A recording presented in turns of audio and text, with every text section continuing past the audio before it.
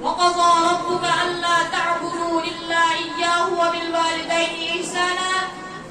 وقال رسول الله صلى الله عليه وسلم رضا الله في رضا الوالد وسخط الله في سخط الوالد.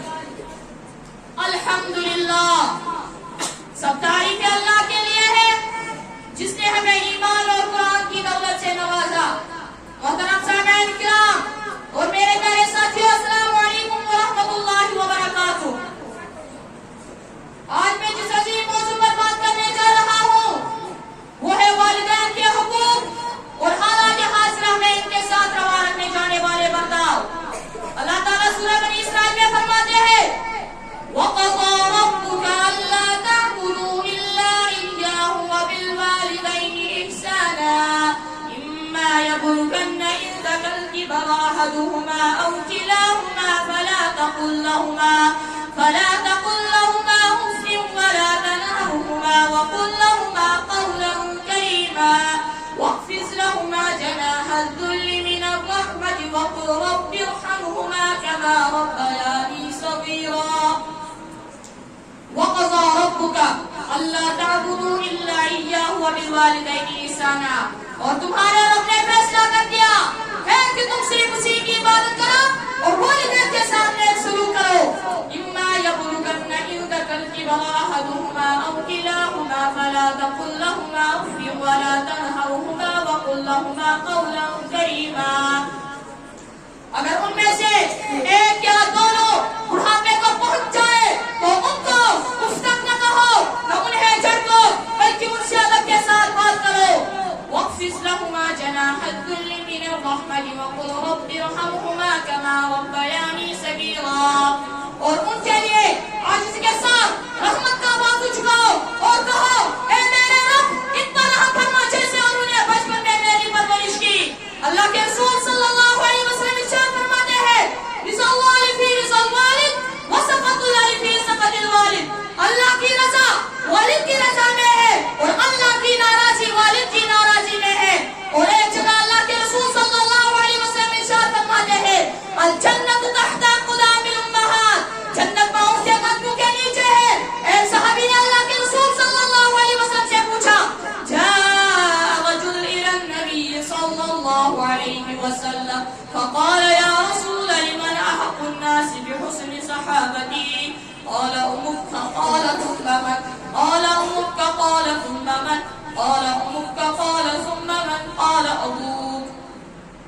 نبی کریم صلی اللہ علیہ وسلم سے پوچھا گیا کہ سب سے زیادہ کس کے ساتھ حسن سلوک کرنا چاہیے تو آپ صلی اللہ علیہ وسلم نے فرمایا تمہاری ماں، پھر تمہاری ماں، پھر تمہاری ماں، پھر تمہارا باپ.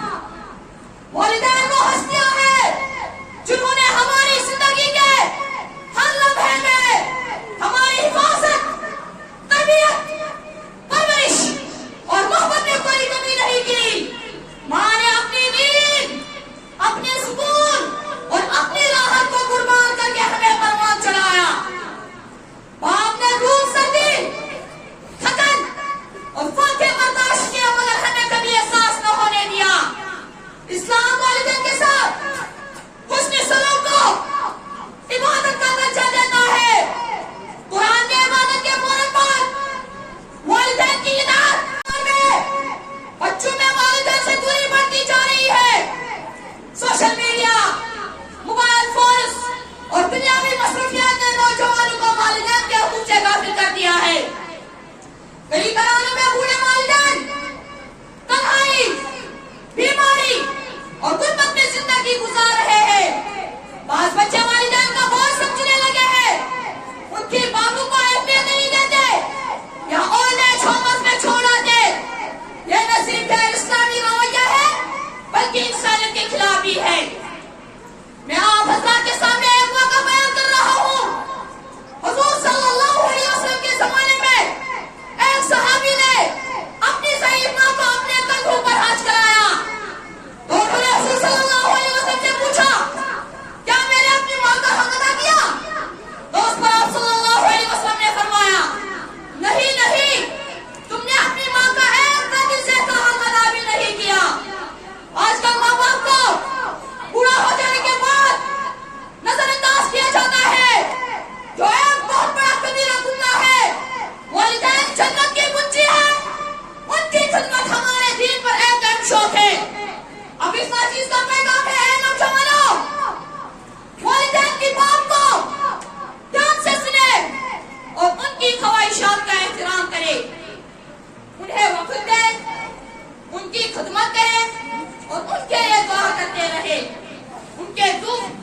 درد میں شریک ہوں، ان کے بڑھاپے کا سہارا بنے۔ والدین کا رشتہ اللہ کی طرف سے سب سے بڑی نعمت ہے، ان کی خدمت صرف ذمہ داری نہیں بلکہ جنت کی سیڑھی بھی ہے۔ اللہ تعالیٰ ہمیں